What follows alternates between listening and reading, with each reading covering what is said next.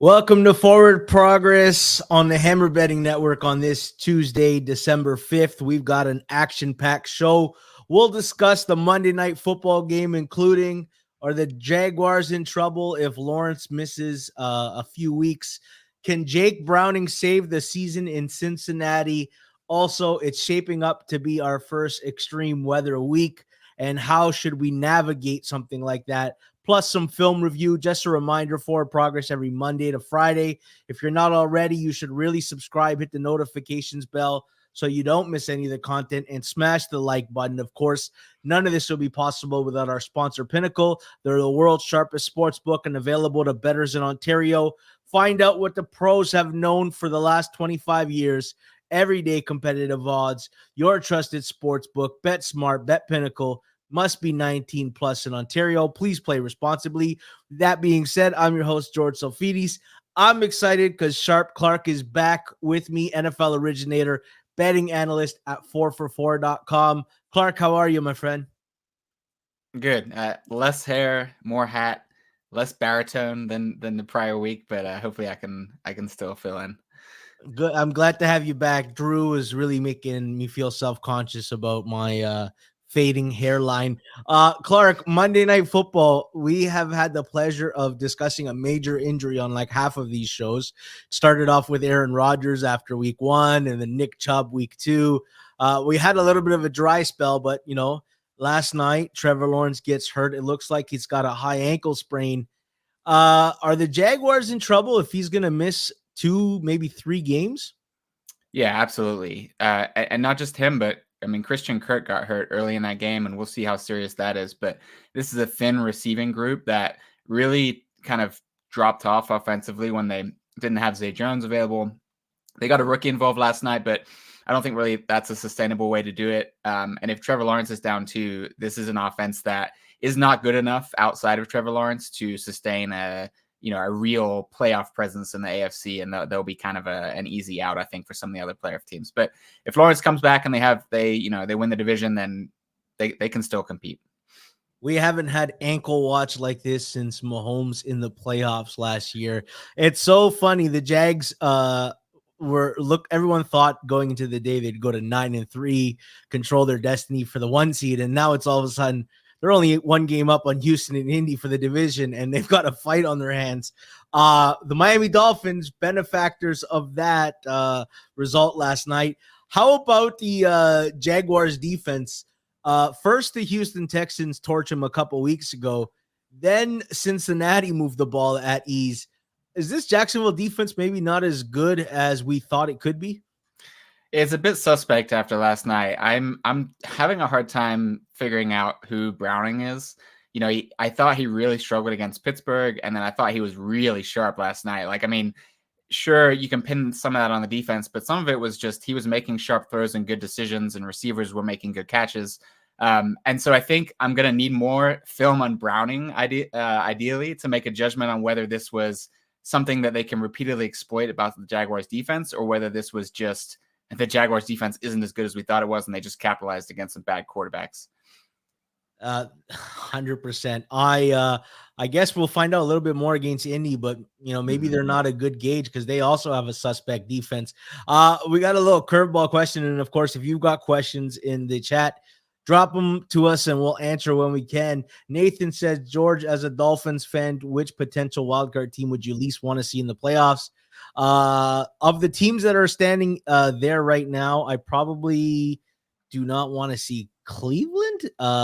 If Buffalo were to get into the playoffs, maybe that would be the scary proposition, or even a Jacksonville. But I'll be honest with you, Nathan, I'm not that scared of those teams yet. I'm thinking about our matchup with Baltimore and KC in the second round of the playoffs.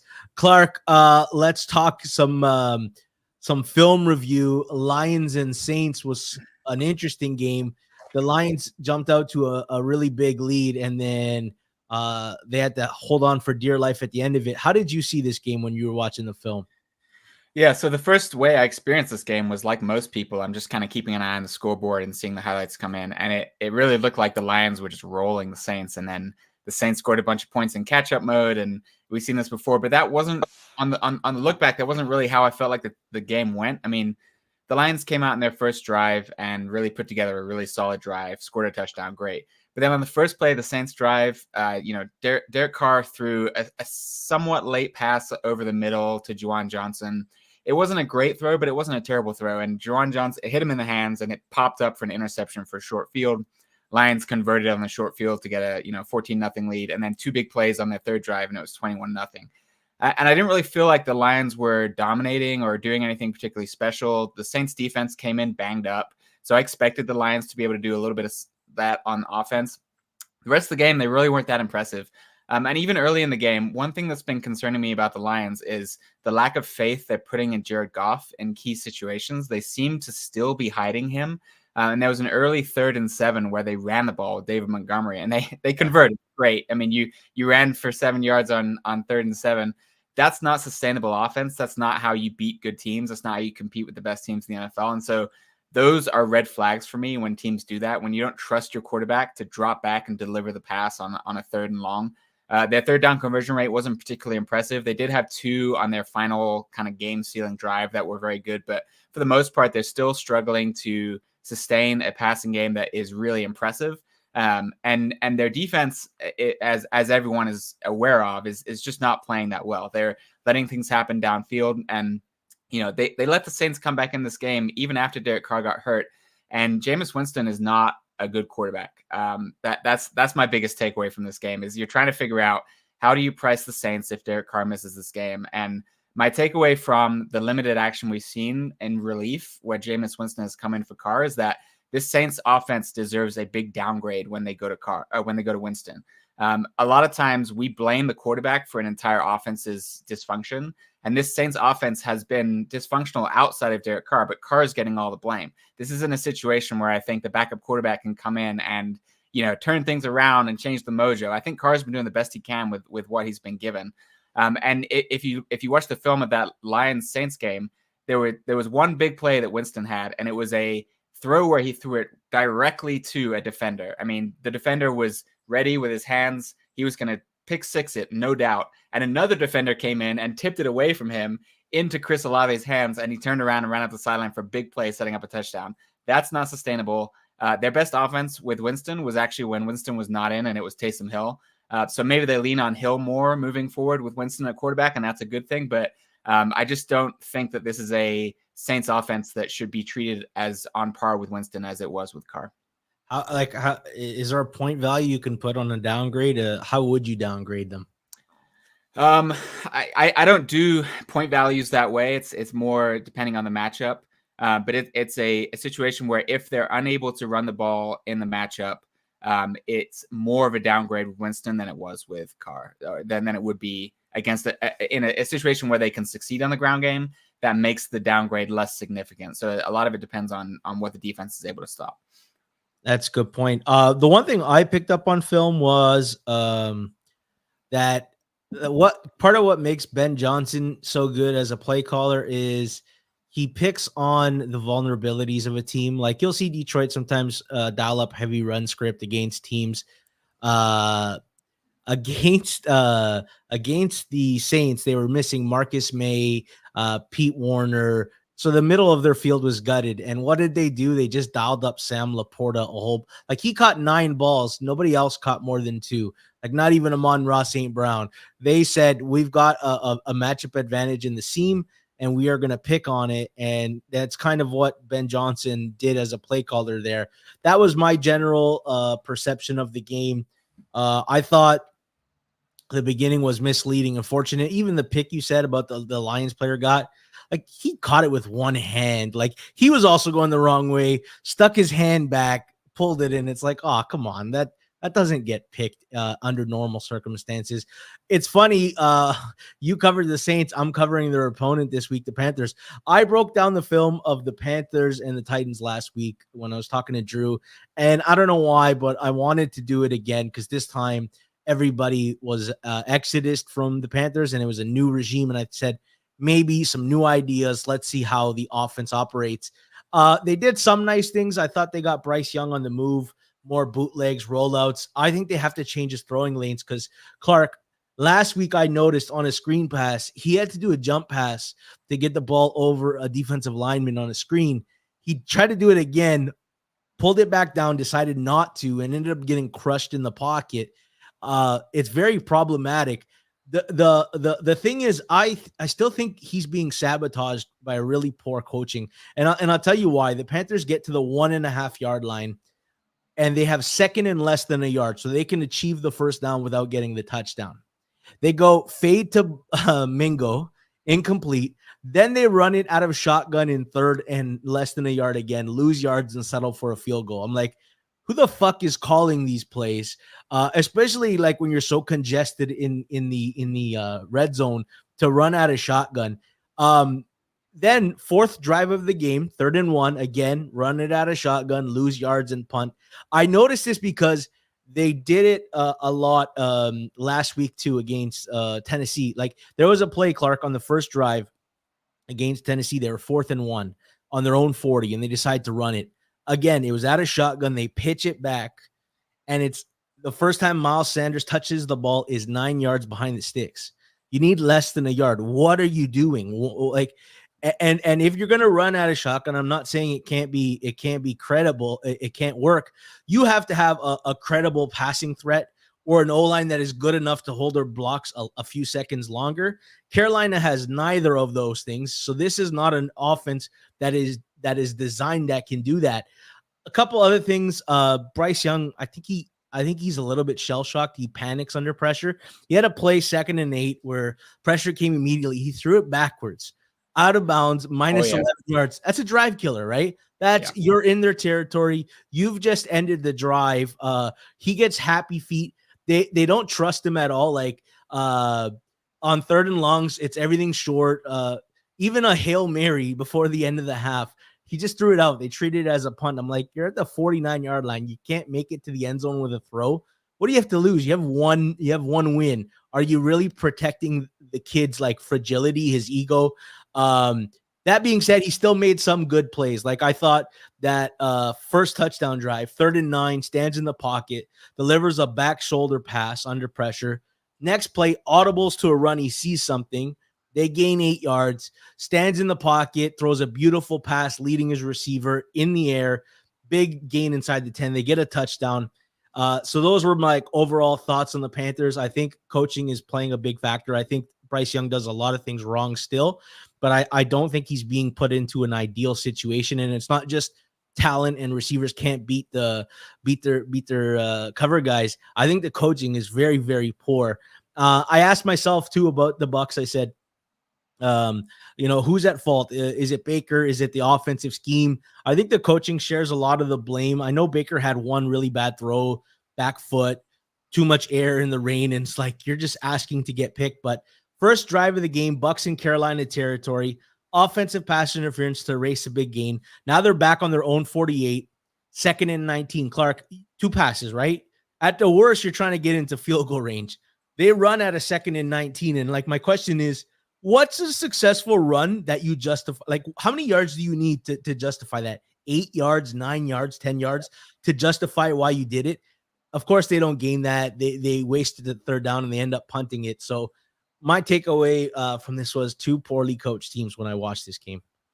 Yeah, agreed. I mean, Carolina, you're right on every point. And the problem when you have multiple things that are a problem, like receivers aren't getting open, play calls are bad, quarterback is not comfortable, is you try to tweak, right? Like you've got these dials and you're like, well, okay, if we just tweak this, like maybe that'll work. And if we just tweak this, and the problem is like, there's no range where you can tweak one of those things and it works. There's so many things that need tweaking simultaneously that the team is starting to press and starting to, make bad decisions, like you said. And I think at the end of that game, it felt like, so they were down 21-10 and it felt like they were, okay, fine, we're going to lose this game. They had the slowest drive ever to get to 18 and lose by 3. Carolina bettors against the spread were thrilled with that decision. Yep. But it was just not, it was like, you need to go quickly. You're down by 2 scores. It was less than 8 minutes left. It's time to move quickly. And they just weren't able to. They were running the ball. They were short passing. It helped because if they got it any quicker, for me, the Saints would have got a field goal at least on the last drive, and they the Bucs would have. Yeah, exactly. So it was a bit of a weird finish, and I don't see them being competitive this year. I don't know what their offseason looks like, but it's not a situation where I want to kind of buy the dip and be like, well, now they're so underrated that there's value in them. Like, they were so lucky to cover last week, and it's just not a situation where there's much upside. And I agree with you. Also, Bryce Young is small, and I know that's obvious, but you see it on the field.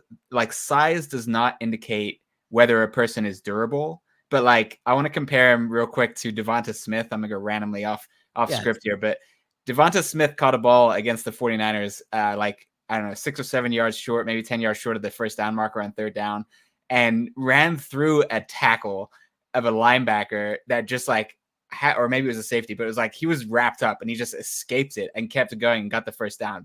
This guy is a small dude, but he doesn't play small. He plays strong. And Bryce Young is the opposite. Like, if a lineman kind of brushes him, he kind of stumbles back like he just got hit by a truck. It's like he's very susceptible to pressure and being touched. And I just think he doesn't play very strong. He's a small guy, plays little, and that's a bit of a problem with the amount of pressure that's getting on him. So yeah, that's my takeaways. I am with you. Nathan asks, what's the over under on head coaching vacancies this offseason? He's going 6.5. Nathan, give me a line. I want to smash the over. We've already got 2 vacancies, Clark, with Las Vegas and Carolina. Let's walk through it. I don't think anyone in my division will need a new coach. Maybe Salah, maybe the Patriots. Okay, there's a maybes there. In the AFC North, I don't think anybody's going to get fired. The AFC South, Indy's got a new coach, Jacksonville, Houston. Tennessee, maybe if Vrabel chooses to go somewhere else, there could be a vacancy. In the West, I think the Chargers need a new coach. That's at least we're up to 3. Denver's fine, KC's fine, and we already mentioned Las Vegas. In the NFC East, I think Ron Rivera is done. Yeah, I think every other team there is safe, so we're at 4. The NFC South, Dennis Allen might be gone, and I think Todd Bowles is gone.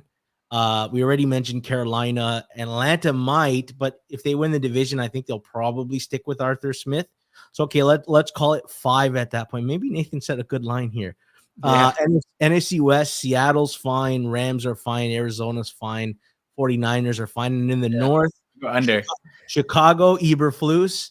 Detroit is fine. Minnesota is fine. Green Bay. Wow, Nathan, the sharp bookmaker, just took my money. But this could all change if New England fires Belichick. Then all of a sudden, Vrabel goes to New England, and it's going to go over. But Nathan, pretty good job there off the top of your head, and me overreacting. Clark, we are at that point now where every game matters. There's only 5 weeks left. I think we blinked and the season ran out, and I'm like, are we actually here? We've got a bunch of wild card teams and bubble teams, and just for the sake of this argument, I said, let's keep it to 6-6. I think if you've got 7 losses, you're done because there's just too many teams in front of you that would have to get to those numbers. So right now, Pittsburgh, Indianapolis, and Cleveland hold the AFC wildcard spots. They're all 7-5. Houston's on the bubble, 7-5. Denver, Buffalo, 6-6, and Cincinnati, 6-6. In the NFC, we're gonna take away Dallas because they're obviously 9-3 and higher than a wild card caliber team. But then you've got Minnesota, Green Bay at 6-6 in the playoff spots, and then the Rams and Seattle in the bubble at 6-6. And here's the thing, right? We've seen wild card teams win a Super Bowl before. We've seen it with the Giants and the Packers, and the Bucs is the most recent case. So Clark, let's try to make a case for which of these teams can do it, and let's pick a couple. And I think my starting point is they need to either have a star quarterback who can maybe black out for a month and win them a title regardless of the rest of the roster, or a very good balanced roster with a good quarterback. You know, the problem is there's only 4 candidates in my eyes that fit that bill. I think Buffalo, Green Bay, and the Rams have that quarterback maybe or roster combination. I would say Seattle too. The problem is, you're at San Francisco, you're versus Philadelphia. At that point, at best you can go as 3-2 if you run the table against Tennessee, Pittsburgh, and Zona. And then I find it hard to believe they're going to go into San Fran and Philly in back-to-back weeks and get through that gauntlet. So for myself, I'm deciding between Buffalo, Green Bay, and LA. And I was wondering who your finalists were before you made your cut down. Yeah, so my finalists were similar. Buffalo and Green Bay, I see it. The Rams, I don't think I see it. But I think Houston would be the other team that I could consider. But ultimately, I think Bills and Packers are the two that I'm looking at. Yeah, I looked at Buffalo. I'm like, okay, obviously 5th best point differential. They're my 6th power rated team, 4th in offensive EPA per play, 14th in defensive EPA per play. So like average level defense with a top 3 quarterback and a really good offense. For Green Bay, they're my 12th power rated team.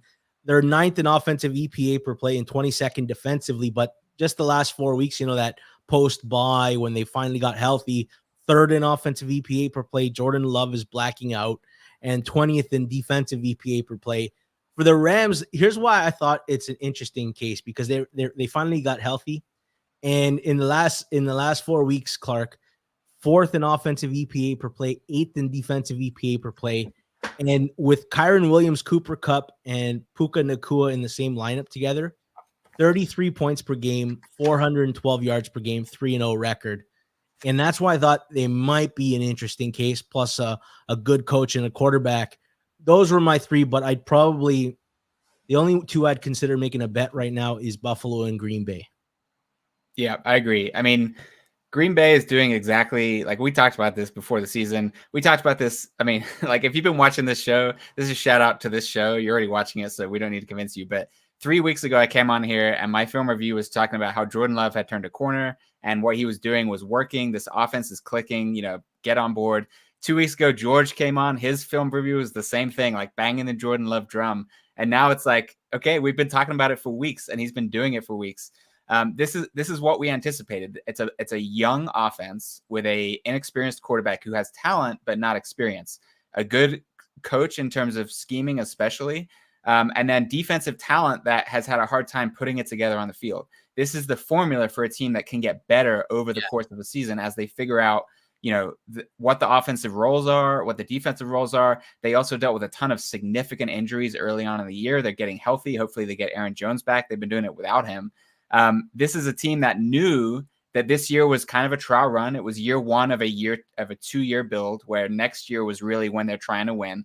And they've seen it. They're believing in themselves. They're seeing it happen on the field, and that goes such a long way. And so the win against Kansas City was not a fluke. The win against Detroit was not a fluke. The win against the Chargers was not a fluke. They are playing very good football.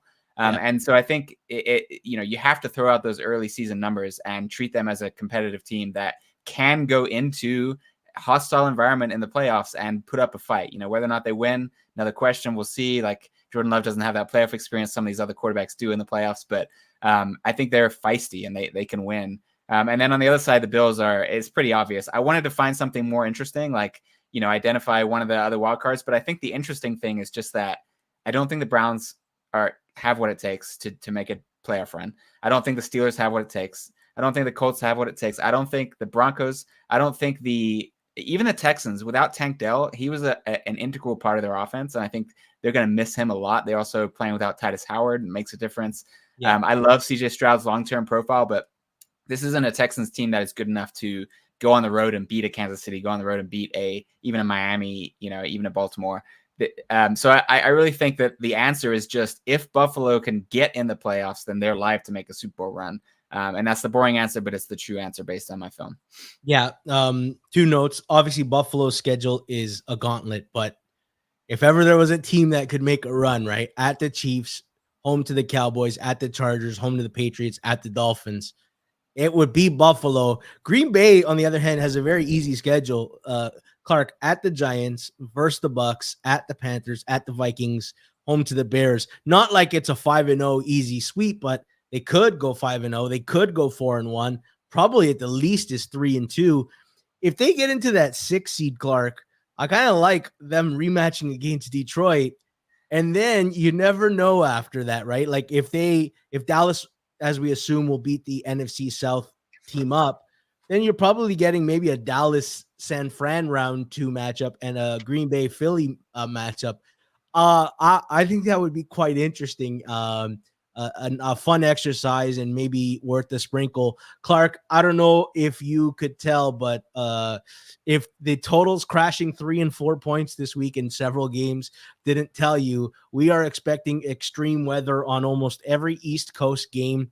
And I want to talk to you about, we'll talk about which games are being affected by weather in a second. But before we do that, how do you look at weather early in the week? How do you bet with certainty, or do you still caution yourself and say things can change in a day or two? I think it's important for every bettor to understand the nature of their potential edges, how they identify why they want to bet what they want to bet. And for me, I'm not an information-based bettor. There are people and groups out there that have better information than I do in terms of injury, in terms of weather. There are groups dedicated to providing up to the minute advanced weather data with like ranges of potential outcomes in terms of wind and rain, and they have models built in for how certain thresholds of wind and rain impact this.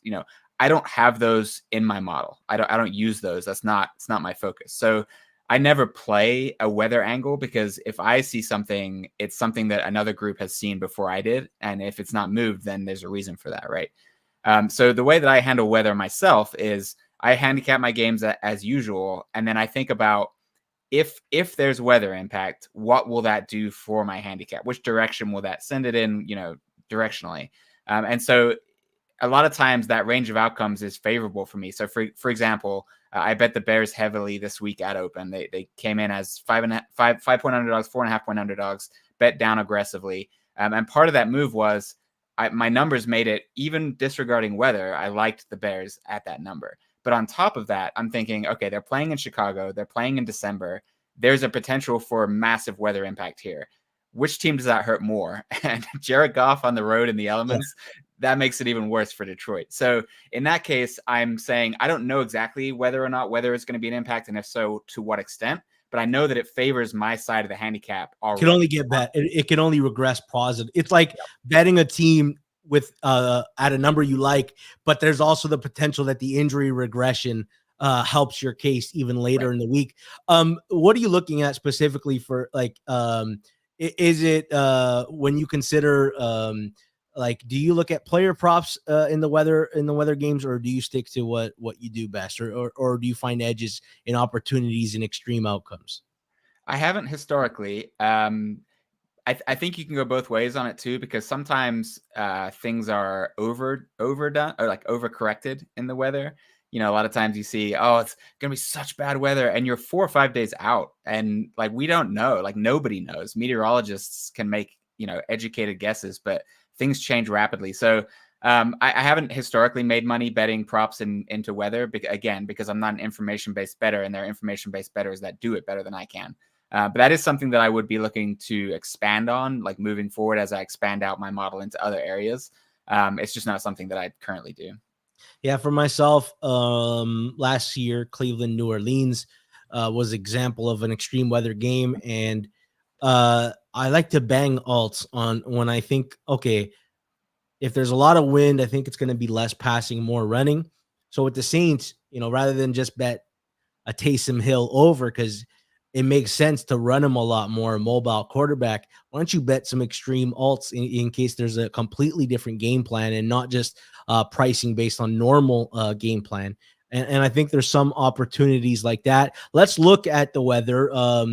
Obviously, it's Tuesday, and we caution that these things can change. But Jason, if you can pull it up, Jacksonville, Cleveland, obviously that line crashed for Trevor Lawrence reasons, but it was crashing before last night's game. This thing was as high as 38. We're sitting at 30 and a half, 30 to 31. Extreme weather case. We might get a heavy rundo script, and obviously there's going to be rain coming down. You mentioned Detroit, Chicago. That's another total that's crashed from like 44 to we're sitting at 40 and a half as well. We're expecting high wins in that game. And again, Jared Goff doesn't throw the ball well. Chicago stops the run really well. So I don't even know if Detroit has an outlet to go to there for salvation. That's not the only one. We said East Coast games. The Houston and Jets is going to be rain and wind. Rams and Ravens is going to like this is going to be a game where we might watch some ugly football. If you got fantasy lineups, you might win some fantasy weeks with 95 points. So it's interesting. I don't bang the table on Tuesday and say weather's going to hold up, but I monitor, and by Thursday, Friday we have a better idea of where the weather will go. Shane Spellman asks, how many days out until the weather has a major impact on line? Because confidence, 5 days. Like, here's the thing, Shane, before we used to wait, but nobody waits no more. Everybody wants to speculate. Lines are crashing 3.5, 4 points. People are going with the current information. We obviously, if the weather clears up, you might see some playback, and there could be some real opportunities for middles and stuff like that. So, but a lot of these are coinciding with the handicap, right? Like I just laid out the Bears Lions should be under regardless, like you said, and then Trevor Lawrence just got hurt. Like if this is Beathard against Joe Flacco, this is not a game that there's going to be a ton of buyback on the over anyway. We're seeing totals in good weather at 30, for Steelers Patriots. Like the NFL is an under league right now.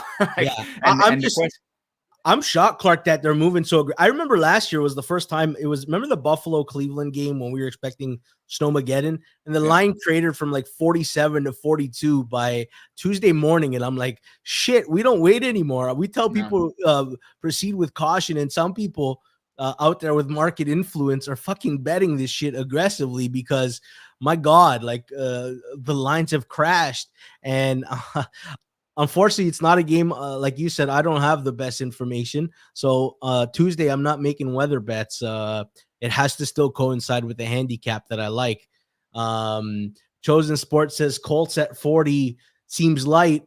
It's going to be another game, rain and wind. And Jake Browning looked pretty good. Colts have profiled as an over team, but again, I'm going to wait a few days. And if the weather gets a little bit better, I agree with you. It feels like the Colts, anything under 44 has been a bad line because the Colts have been an over team for about a month and a half now since that Cleveland shootout that I was wrong about. I'm like, that was the last time I bet a Colts under going like that. But you got Gardner Minshew going into potentially 20, 25 mile an hour winds in Cincinnati. That's a tough sell. 100%. Shane Spellman goes, would it not be plus EV to fade purely weather move? If it's moving 3.5 points, I guess it would be hard to tell. Yeah, Shane, but I want to know on Thursday that the weather's better, because then if it improves, then maybe I can disagree with the line. But I'm acting in a period of uncertainty as far as betting totals right now for myself. I have not jumped in yet into this market. I really don't feel confident until about Wednesday evening, Thursday. It's the first time I look at weather with confidence. I mean, this isn't just football based. We all remember as kids, the weatherman was like the most inaccurate, even 3 days out. Like it either was they underestimate the severity of the weather or they overestimate it constantly. You ask best accounts for to follow for weather updates. I use Roto Grinders, which is the one that Jason was pulling up. I'm sure there were better apps out there that no longer exist. Nathan says AccuWeather. So a couple different options for weather. Clark, I guess it's football. Weather is a conversation you usually save for small talk in an elevator when there's that awkward 15 seconds of a ride with a stranger. But in football, weather is a whole topic of conversation. Let's look into current market prices and I will say real quick, one thing that I think there's potential for value on is if you have a weather model that breaks down by the hour, sometimes the half total and spread, the first half, second half total and spread are correlated to the full game spread. And there might be a significant difference based on how the weather projects to change throughout the game. That's something that I encourage people to look into if they're looking for a way to attack weather on games. in-game betting too. Like there are times where the in-game model accounts for their algorithm, a derivative of total price and everything. But there are quarters where one side is beneficial at kicking and the other is a non-starter. So again, if you notice that in the game you're watching, there are huge betting opportunities there. Clark, let's get into some of the games and some of the injuries. The Steelers isn't a game that's being affected by the weather, but New England, Pittsburgh, actually, we'll save that since we're going to talk about that game in further. Are you surprised Cleveland is 3 with the Trevor Lawrence injury? And my question is, what did you make it before and what do you make it now? So I was seeing value on Cleveland before the Trevor Lawrence injury. I thought 3. Yeah, well, I wanted to bet the 3. I really did. Yeah, and so when he got hurt, I was kind of bummed because it took away the line, and now it came out. I did get in on some Cleveland when it was 1.5, like right at open, but at 3, like Trevor Lawrence isn't ruled out yet. And I don't want to be sitting there with a Browns -3 ticket if it's Trevor Lawrence, because the Jags could be favored in that game. So it's a tough line. The books are hanging at 3, which is just a tough line for me to attack at current prices. But I think Trevor Lawrence injury is significant. And that means both that this might be a little low if it's Beathard, and this is definitely too high if it's Trevor Lawrence. So you think there might be some opportunities for it to go up to 3.5, 4 if Trevor Lawrence is ruled out? I think if he's ruled out, 3.5 is definitely within range. Yep. Nathan says, Peterson said it's a high ankle sprain, so that means he's out. Surely we had a conversation in a group chat, and obviously Mahomes is the case of like a guy who played on an ankle sprain, but Big Ben in 2011 came back from a high ankle sprain, looked awful, and then missed the next week. Russell Wilson in 2016, high ankle. They lost the game. He didn't look awful. So it's not a guarantee knock you out. He didn't need the surgery like Kenny Pickett did, that tightrope surgery. So it's not a guarantee that he's out, but probably. And like, I can't think of him behind that O-line with Walker Little out, and not that he's good. It's just Blake Hance is untenable at left tackle. Myles Garrett and Obo Okoronkwo and Zadarius Smith, that is a scary D-line to play, especially when you lose one of your guys who gets open quickest in Christian Kirk. Calvin really needs time to get open in the route. So that it kind of creates some interesting matchups there. Detroit. Yeah. I do think Beathard is better than some backups. Like he can play. I mean, that pass to Calvin Ridley that got negated by the holding penalty in the overtime was a tough one to swallow for Jags teaser bettors like myself. But it was a good throw, and Beathard does have a pulse. So there is that. I don't think you should blind fade, the switch to the backup. The problem is, like you said, the other injuries on the Jaguars. It's not just Trevor Lawrence and the offensive line, the receivers. It's putting him in a bad spot against probably the toughest defense in the NFL on the road. Those things kind of coalesce. I think we'll see some battling between 3 and 3.5 if Trevor Lawrence is out. You mentioned betting Chicago at 4. At 3, do you still think Chicago's a bet here at 3, or would you, at this number, you stay away? No, I think 3 is probably, I mean, like my pure numbers without regressing the market suggest this should be under 3, but whenever there's uncertainty in a game, there's weather uncertainty, there's, what does the Bears offense look like uncertainty? Like since Fields came back, they've had a few different game plans, and I'm not totally sure what they're doing out there. When there's that uncertainty, I tend to be more respectful of what the market is dictating. So I don't think I'd play it at 3, but I think if you can get 3.5, I know that it bounced. I saw a 3.5 pop up again today. I think that. Yeah, there's some 3.25s out there, some different juice. Yeah. There might be an opportunity to get a 3.5. Yeah, but I'm not interested in playing the Lions at pretty much any number. So it's Bears trying to get the best number you can get. That's my approach to this one. Yeah, Pinnacle still offering 115 at 3.5, which is a good price. Pinnacle reduced VIG, right? That's the advantage of playing at a book like Pinnacle. 115 is not a bad price for what's out there currently in market. Indy Cincy. Indy was 3 before Jake Browning looked like he had a pulse, Clark. And if he looked awful, I wanted a piece of Indy. Just because I'm like, since he's got a bad defense and Indy would be able to score offensively. Problem is Jake Browning looked good. And now this has thrown me out of whack. I'm with one of the commenters there. I want the weather to clear up or the total to bottom out a little more because I might be interested in coming in on the total. But as far as the side goes, I don't love it right now. Indy -1, 103 on Pinnacle. Clark, do you have any thoughts on this game? I'm right on the number. I like the Colts. I've been heavy Colts pretty much all season, heavier than market, but was really not impressed with their performance against the Titans. Just really kind of came off meh, and then was really impressed with the Jake Browning experience last night. So that kind of brought me right in line with where the market is now, and I'm not really looking to attack this one. All right. What about Seattle San Fran? San Fran opened up 12.5. Crazy town. I get it. Like San Fran's a house. And I actually asked this question to Suma, but I want to ask you. I asked them, they're obviously a favorite against any team on a neutral. I said, is it at least 2.5? And Suma says he'd give them a full 3 against any team on a neutral. So before we get into this line, Clark, are you like that? Is San Fran a full 3 on a neutral against any opponent, or at least favorite against any opponent? Yes, I believe so. I was with my father-in-law this Sunday watching football, and I actually asked him that. I said, so when was the last time you remember a team being this much better than every other team in the NFL as San Francisco? And he goes, I mean, analysts were talking about how Philadelphia was better than San Francisco before this game. And I'm like, okay, forget analysts. Like, objectively, look at the betting market. I tried to explain to him how reliable the betting market is. And They're when a they full make 3 against the team with the best record. at Philadelphia, they were full 3 and trounced them. Clark, they had 5 drives in a row where they scored a touchdown and had 400 yards in 5 drives. Yeah, so I totally agree. The Niners are clearly the best team in the NFL.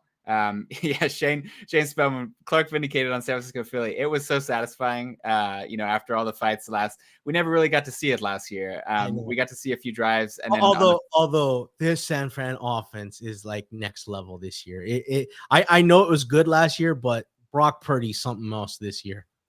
I thought Purdy was good last year. I mean, like, it's the same pieces, the same offensive line, same scheme, same quarterback. I think the Eagles are in a little bit different shape. Like, Goddard matters, and their defense hasn't been. Although, on one hand, their defense hasn't been performing as high of a level, but on the other hand, I really just think if you look at any game the Eagles played last year against a team with a pulse, their defense was really bad. Against every good offense they faced. So I actually don't think they're playing worse on defense. I think they've just played a tougher schedule. Their defensive line is still really good. Their secondary and linebackers is still suspect. That's just like it was last year. So anyway, that's an aside. The Niners are the best team by far. That being said, were you shocked? 12.5 against Seattle, and obviously the market said, whoa, what the fuck are we doing here? Seattle's not a dead team here. And they bought it back to 10.5. I was shocked. I didn't bet it. I wish I did. Those points aren't worth much. My numbers made it 10.5, 11. So I thought the 12.5 was heavy, but the value, there's no value. There's not enough to overcome the vig there, in my opinion. Like the 12, like what's the 12 worth? The 11 is worth a little bit more.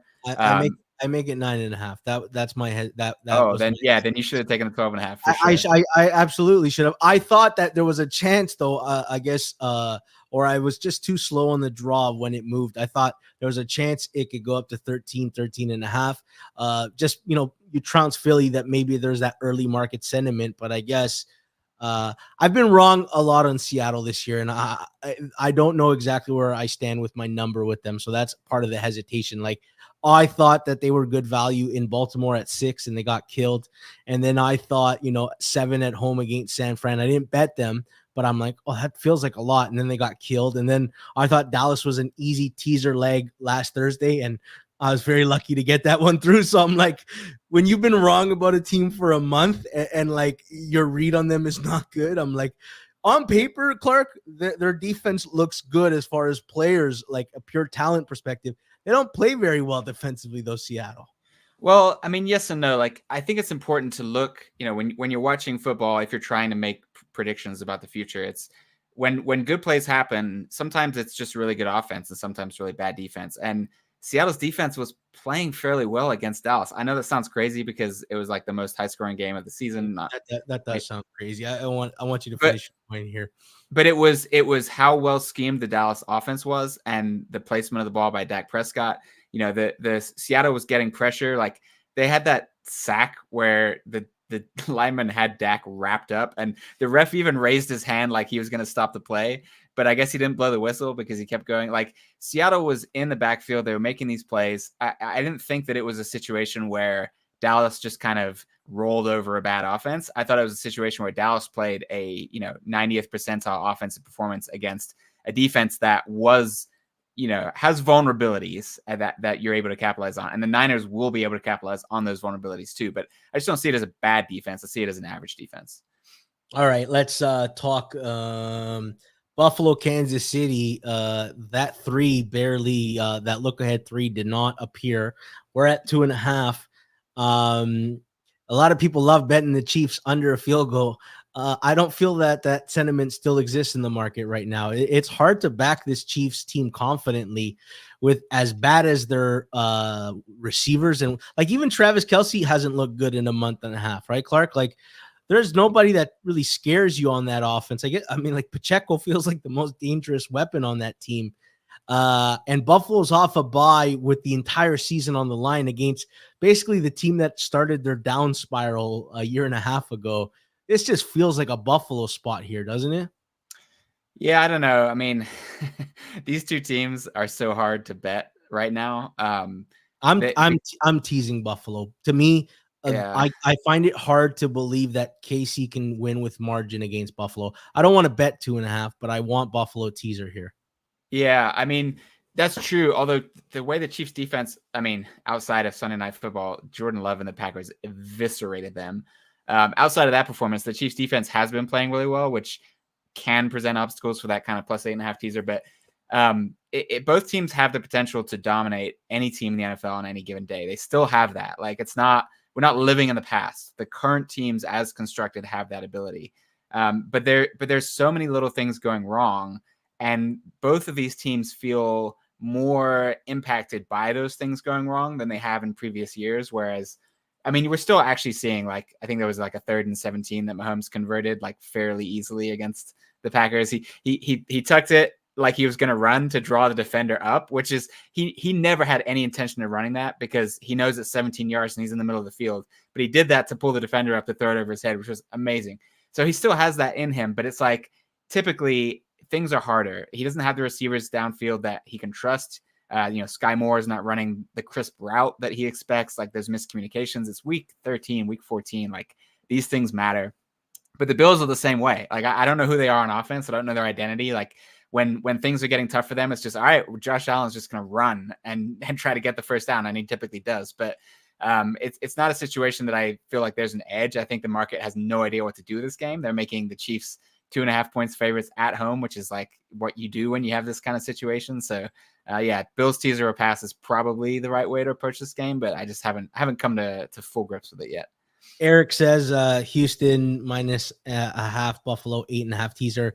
My preferred teaser is probably Baltimore with Buffalo this week. Looking at the early board. Clark, one last game, Philadelphia, Dallas. Was this a case of people didn't like what they saw with Philly? Because I haven't bet it yet, but 3.5, I feel 3 might be the right number in this spot. 3.5 feels aggressive, doesn't it? I mean, my numbers make it 3.5. So it doesn't feel aggressive to me. It feels like the right number. I'm hands off right now, but the hook in a game like this can have heightened importance, right? Because you're the Eagles, Cowboys, they're going to play it tight. I don't care that it's in Dallas. The Eagles are a very, very good team. They're really good on the margins. They're really good in high leverage situations, which matters a lot when you have a +3.5 underdog. So definitely not looking to lay into the Cowboys here, but I can't with my model justify a bet on the Eagles at 3.5. Where do you think it closes? Because I think the reason you can't bet it yet is there's a chance you get 3, and then there's that asymmetrical risk, right? Losing 3.5 to 4 is nothing. Yeah. Gaining 3.5 to 3 is very good for your bet. Can you tell that to the people that hammered Jets +6.5 earlier today? I was hoping for a 7 there. Anyway, I'm having a group chat. I'm talking to Cleve TA, and I say, and a couple other people, and I'm like, hey, anyone know if it's Simeon or Zach Wilson? And they're like, why do you care? They both suck. I'm like, because I want to bet the fucking Jets. Yeah. And I'd feel better if it's not a guy who's going to turn the ball over to Houston. And anyway. Sure enough, line went to 6. I'm like, oh, why didn't we wait till 7, guys? Yeah, no, I'm with you. So I think this is one where if you want the Eagles, you should be able to get a 3. You should have already gotten a 3.5. You might have to pay, a few cents for it. And I think if you like Dallas, you should be able to get a 3 at some point this week. It doesn't feel like a static market. It feels like a, where's their interest? Kind of like we've seen on Thursday Night. Like there was interest on the +6, there was interest on the -5. I think we're going to see that here with both sides getting bet heavily, which is typically a spot that I don't feel super comfortable getting involved in. All right, let's go to Thursday Night Football, Clark. Ramondre Stevenson out for the Patriots. Demario Douglas didn't practice. Not sure if he's going to play. Kenny Pickett out. Suamalo out, or at least didn't practice. The line bounced around today. It dropped down to 5. It's back up to 6. The total is 30. It opened 32.5. There's no weather. People just say these offenses are brutal. What do you think of this game when you start to think about it? 30 points. I'm still trying to wrap my head around it. Like the things that can go wrong when you're holding an under 30 ticket, like can go wrong real fast. Kickoff return touchdown. Short field turnovers. Yeah, for sure. Right. The problem is I expect both these teams to be hyper conservative. Like the Patriots have shown, especially, with Bailey Zappi, they're not really scheming things up downfield. Like they didn't really attack deep against the Chargers. I don't really see that changing here. The Steelers are running with Mitch Trubisky, who maybe creates a little bit of variance, but like I expect them to go run heavy again, like lean on their 2 running backs. So when you're playing that kind of game, you're like, oh, 30 is too low. Like give me the over 30. And then a quarter goes by and it's been 2 drives and it's 3-0. And you're like, that's not on pace. And the other thing you want when you're betting overs is you want offenses that can score in the 2-minute drill. That's a huge source of points in the NFL. Patriots or Steelers get the ball on their own 25 with 2 minutes left. No one's scoring. That's the end of the half. Like maybe small chance for a field goal. It's not a situation I want to get involved in. So the total's too low, but I can't touch it. I don't like either side. The spread is interesting to me. I haven't fully finished, handicapping. There's some Steelers injuries to watch out for, but giving 6 points in a total of 30 means that the Patriots team total is like 11.5, 12. Yeah, that seems like a lot of points. I bet last week's under Chargers, New England 40.5, 41, I think, is probably the least I've had to sweat a game all year. Like Patriots are running on 3rd and 9. They don't want Zappi to do anything. They don't care. It's white flag. We've seen New England's offense like dead in the water. The last 4 weeks, Clark, 28th in EPA per play. They've scored 17, 6, 7, and 0 points. The 17 they scored was against Washington, who is probably one of the worst defenses in the NFL right now. The way they're playing, everyone gets points on them. Now they've basically been dead since Kendrick Bourne's injury, who was like their only threat in the passing game. Now Ramondre Stevenson is out. Like Zeke is going to get 25 carries at a 3 yards per carry clip. He just can see the game right now. The problem is Pittsburgh's offense isn't any better. Like the one thing they do well, or at least league average, is run the ball. They've had some success, but over the last 4 weeks, the number 1 defense in EPA rush defensively and success rate defensively against the rush is the New England Patriots. So like they actually match up quite well against Pittsburgh. This is a brutal game. Like this is one I say I love ugly football. You ever heard how Van Gogh suffered for his art and just to prove how much passion you love. I love watching ugly football, Clark. It proves to me why I love the sport of NFL. This is going to test me right here. Like if I flip the channels and The Godfather is on TV, I might have to watch The Godfather over this game because this is going to be brutal. Yeah, I won't be watching live. I'll catch the replay. Like even if I bet it, I'm not watching it live. This is This is an ugly game. It's going to be boring, and the commercials and the stoppages is just too much in a game like that for me. Yeah, like there's nothing to like. What is there to get excited? There's nothing. There's nothing to get excited about, unless you got some money on it. And like, if anybody in the chat is gonna put some money on this game, like spam the comments right now. Let me know what you're betting, just so I can identify who the real sickos are in who watch these streams. Also, smash the like button before you go. Clark and I spend an hour on Tuesdays breaking down film and talking about the games and previewing and hopefully helping you out. So I really appreciate any engagement we get from the audience. Clark, I appreciate your time today. Thank you so much. Yep. Thanks, George. Always a good time. As a reminder, Forward Progress will be back again tomorrow at 2:00. Rob Pizzola, Eric Eager, Suma, and Hitman giving you their best bets, breaking down games from a betting perspective. My God, Hitman is on a torturous run with his best bets. He has one win all year. Despite his leans having a winning record, he is somehow 1-12 with his best bets. You cannot make it up. It is unbelievable to watch. The best fade right now going in sports. Drop us a like before you bounce. Again, thanks to Sharp Clark. Thanks to producer Jason. And thanks to you, the audience, including the sickos who want to bet Pats +6 and alternate spread under 20.5. I appreciate you. Until next time.